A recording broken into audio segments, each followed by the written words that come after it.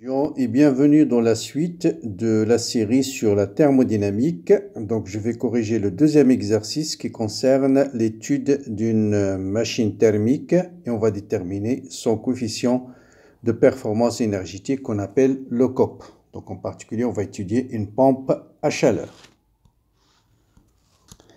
Donc, voilà l'exercice. Donc, on vous dit une mole de gaz parfait décrit dans le sens direct un cycle comportant successivement. Donc, une détente adiabatique réversible, une isobare qui augmente son volume et enfin une compression isotherme qui, décompression, volume diminue.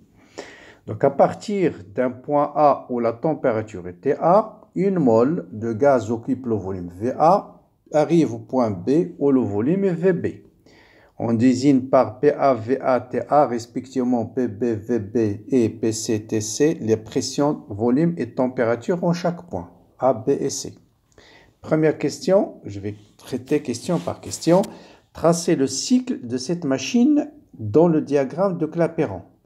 Donc, on va commencer par une adiabatique réversible. Donc, c'est une détente, le volume augmente. Donc, détente, le volume augmente. L'adiabatique peut être dans ce sens ou dans le sens inverse. Mais comme, en plus, on vous dit le cycle est décrit dans le sens direct. Un sens direct, c'est le sens, c'est celui-là, d'accord? Ensuite, suivi de quoi? Suivi d'une isobare qui augmente le volume. Donc là, il n'y a pas photo, c'est une isobare qui va augmenter le volume. Pour augmenter le volume, on doit se placer dans cette direction. Donc VA, B, C, ça doit être là. Et puis, le cycle va se fermer par une isotherme qui passe du point A vers le point C.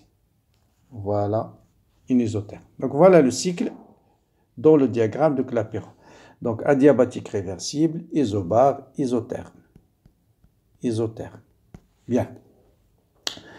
Maintenant, calculer la pression au point A, TB, PB, TC, VC, PC, tous ces grandeurs-là, il faut les calculer en fonction, voilà, tout doit être exprimé uniquement en fonction de TA, VA, VB et gamma.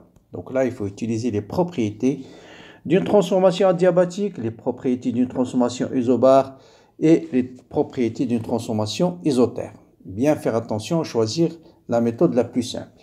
Donc voilà notre cycle dans le diagramme de Clapeyron. Je connais au point A, je connais, donc il vaut mieux mettre ici, je connais TA, je connais VA. Et il me manque, bien sûr, PA.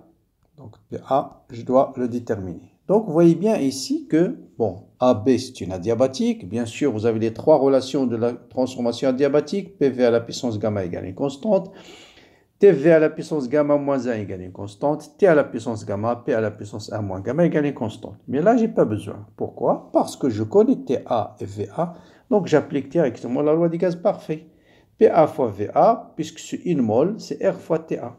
Et TA, c'est une donnée, et VA, c'est une donnée. Donc, directement, PA, c'est R fois TA sur VA. D'accord. Maintenant, pour calculer la température au point B, donc là, vous avez deux méthodes. Soit vous utilisez directement l'équation de gaz parfait qui fait appel à la température et le volume, donc, puisque VB, c'est une donnée du problème. Donc, TB, c'est ce qu'on cherche. Et TA et VA, ils sont donnés. TA et VA sont donnés. Donc, j'applique TB, VB à la puissance gamma moins 1. Ça, c'est la méthode la plus simple. Est égal à TA, VA à la puissance gamma moins 1. Donc, TB, c'est TA, VA sur VB à la puissance gamma moins 1. Ou bien, je peux utiliser autrement, déterminer d'abord PB par la relation, ou VB. Non, VB, c'est donné. Donc, on va déterminer plutôt PB. Voilà, par la relation PV à la puissance gamma égale une constante, donc ou bien, mais ça c'est la méthode la plus simple. Ou bien vous utilisez PAV à la puissance gamma égale à PB, VB à la puissance gamma, ça permet de déterminer PB en fonction de donc PA qu'on vient de déterminer, et ensuite vous avez VA et VB et TA, d'accord? Ensuite j'utilise PV, puisque je connais PB, je connais VB, donc je peux déterminer TB par la loi des gaz parfaits. PB fois VB égale à R fois TB. Donc, température au point P, c'est R fois TA. Donc, je remplace PB par sa valeur. Voilà, PB par sa valeur. Et je multiplie par VB et je divise par R. et vous obtenez exactement le même résultat que tout à l'heure. Bon, vous voyez qu'on peut aboutir au résultat par plusieurs méthodes, mais ici, le plus simple, c'est d'utiliser chaque fois. Là, vous avez trois équations d'une adiabatique. Ça dépend des données et exprimé en fonction de quoi. Ça permet de donner une idée sur l'équation la plus simple à utiliser. Bon, donc on a déterminé les propriétés du point B. Donc, je connais TB, donc VB, c'est donné dans l'exercice, et PB, on l'a calculé aussi. Donc, on connaît toutes les propriétés du point B. Maintenant, on passe au point C. Bon, là, il ne faut pas se tromper, c'est une isotherme. Donc, directement, TC, ce n'est pas la peine de faire le calcul. TC est égal à A, parce que c'est une transformation isotherme. Maintenant, pour V de C, enfin, il faut penser à utiliser l'équation d'une isotherme. L'isotherme, c'est P égale à une constante. Donc, P sur R, c'est une constante. Ça veut dire V sur T, c'est une constante. Voilà l'équation d'une isotherme. V sur T égale une constante. Ça veut dire V au point B sur T au point B égale à V de C sur T de C. Or, T de C, c'est T de A. V de B et T de B sont déjà déterminés. Donc, je peux déterminer directement V de C. Donc, V de B, je remplace, bien sûr, je remplace T de B par sa valeur, hein. T de B par sa valeur. Voilà, T de B, voilà, il est là. T de B, je le remplace par TA fois VA sur VB à la puissance gamma moins 1, multiplié par V de B, et ça vous donne directement le volume au point C, qui est V de B à la puissance gamma sur V de A à la puissance gamma moins 1. Donc, vous voyez bien là la dimension d'un volume. Donc, toujours aussi vérifier les dimensions, ça aide à vous rassurer du résultat. Donc, voilà V de C en fonction de V de B et V de A. Parce que V de A et V de B, hein, V de A et V de B sont des données du problème. Bien. Qu'est-ce qu'il nous reste? La pression au point C. Bon, là, je connais T de C qui est T de A. Je viens de déterminer V de C. Donc, j'applique la loi des gaz parfaits sans problème. Donc, P de C, c'est R fois T de A. T de C égale à T de A. Et V de C, je le remplace par sa valeur. V de B à la puissance gamma sur V de A à la puissance gamma moins 1. Et voilà l'expression de la pression au point C. Donc voilà, on a déterminé, je pense, voilà toutes les grandeurs dans les différents points. Bien. Calculer pour chaque 3 branches du cycle la chaleur reçue par le gaz. La chaleur reçue par le gaz, donner le signe. Donc, pas la chaleur échangée par le gaz, peut être reçue, peut être cédée. Donner le signe de ces 3 grandeurs. Calculer pour chacune des 3 branches, d'accord? Donc, on va calculer la quantité de chaleur échangée pendant les 3 transformations adiabatiques, isobare et isotherme. Donc là, c'est très simple. Là aussi, c'est pourquoi j'ai insisté sur la première partie. Il faut absolument connaître QW pour les 4 transformations, isobare, isotherme, adiabatique et isochore. Ça, c'est la base pour étudier un cycle en thermodynamique. Bien. Maintenant, AB, c'est une transformation adiabatique. Donc, tout de suite, quantité de chaleur échangée, elle est nulle. Pour la transformation isobare, donc vous avez Cp fois delta T, donc Tc moins Tb. Or, Tc, c'est Ta. Tb, on l'a déjà calculé. Donc, vous voyez, il suffit de remplacer. Et vous avez aussi Cp, c'est R sur gamma moins 1. Donc, ça vient de Cp moins Cv égale à R. Cp sur Cv égale à gamma, si vous avez oublié. Remplacez ici et vous avez trouvé facilement que Cp, c'est R sur gamma moins 1. Gamma R sur gamma moins 1, plus exactement.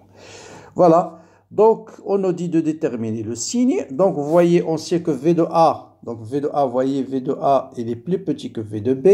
Donc V de A sur V de B à la puissance gamma moins 1 est plus petit que 1. Donc c'est un travail qui est positif. Donc tout ce qui est positif, il est reçu. Hein, c'est la convention du banquier. Hein, vous avez votre porte-monnaie.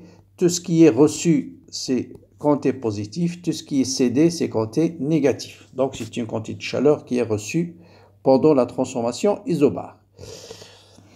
Isochore maintenant, isotherme, pas isochore, on a une transformation isotherme, Ca. Donc, quelle est l'équation d'une isotherme? C'est PV égale une constante. Ah, d'accord, qui est égal à NR fois TA. Donc, la quantité de chaleur échangée, c'est moins le travail, hein, parce que par définition d'une transformation isotherme, delta U égale à 0, et qui est égal à Q plus W. Donc, Q, c'est moins W, Et W, c'est l'intégrale de P d de V. Donc là, je remplace P par sa valeur, c'est nRTA sur V. Et n est égal à 1, donc je sors RTA, il vous reste D de V sur V entre C et A, donc V de A sur V de C. Maintenant, je vais calculer V de A sur V de C. Voilà, je connais V de C. Et V de A, je divise V de C par V de A. Donc, V de C, voilà, je multiplie par V de A. Et V de C sur... Je divise plutôt par V de A. Ah, voilà. Donc, V de C, c'est VA à la puissance gamma moins 1 sur V de C plutôt. Donc, c'est l'inverse de celui-là.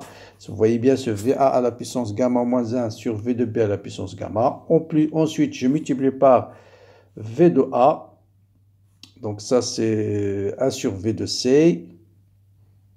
Et vous multipliez par V de A. Donc, V de A sur V de C est égal à ça. Donc, V de A fois V de A à la puissance gamma moins 1, c'est V de A à la puissance gamma. Donc, ça va donner tout simplement V de A sur V de B à la puissance gamma. D'accord? Donc là, il suffit de prendre le stylo. Vous avez V de C, vous calculez 1 sur V de C et vous multipliez par V de A et ça vous donne ce résultat. Donc, ln de V de A, pardon, ln de V de A sur V de B à la puissance gamma, c'est gamma fois ln de V de A sur V de B, V de A sur V de B. Donc, c'est pourquoi vous avez ici gamma ln de V de A sur V de B. Donc, V de A est plus petit que V de B, donc V de A sur V de B est plus petit que 1, donc c'est un travail qui est négatif. Donc, tout ce qui est négatif, c'est quelque chose qui va céder. Donc, dans l'isotherme, il cède. Bien. Voilà pour la question 4. Quelle est la question 5? Le système fonctionne comme pompe de chaleur. Sur quelle branche du cycle pompe-t-il la chaleur et cède-t-il la chaleur ou il cède? Donc voilà, on a déterminé les deux quantités de chaleur. Celle qui est positive, elle est cédée. Celle qui est négative, elle pompe de la chaleur. C'est dans cette branche qu'elle pompe de la chaleur. Donc on vient de déterminer les signes. Donc on a dit que sur... Donc voilà, sur l'isotherme, la quantité de chaleur, l'isobar, la quantité de chaleur est positive. Donc sur la branche BC, la pompe reçoit de la chaleur. Pardon, il est positif, il reçoit de la chaleur sur la transformation isobar. Et puis il cède de la chaleur sur la transformation isotherme. Bien. Enfin, on va nous dire de quel est le travail total reçu par le gaz et définir le COP de cette machine, coefficient de performance énergétique. Bon, le travail, ce n'est pas la peine de faire le calcul, hein, parce que c'est un cycle, donc il faut utiliser les propriétés d'un cycle. L'énergie interne est une fonction d'état, donc la variation de l'énergie interne dans le cycle égale à 0, donc Q égale à moins W. On a déjà cherché les chaleurs échangées pendant les trois branches, donc je connais les quantités de chaleur, donc W, c'est tout simplement moins QCA moins QAB, voilà, et ça vous donne le travail qui est cette expression. Donc c'est déjà fait le calcul. Pas la peine de le refaire. Hein. Donc voilà la quantité de chaleur QCA, voilà, et l'autre QBC, elle est là. Donc il suffit de faire la somme de ces deux quantités avec un signe moins, bien sûr. Voilà.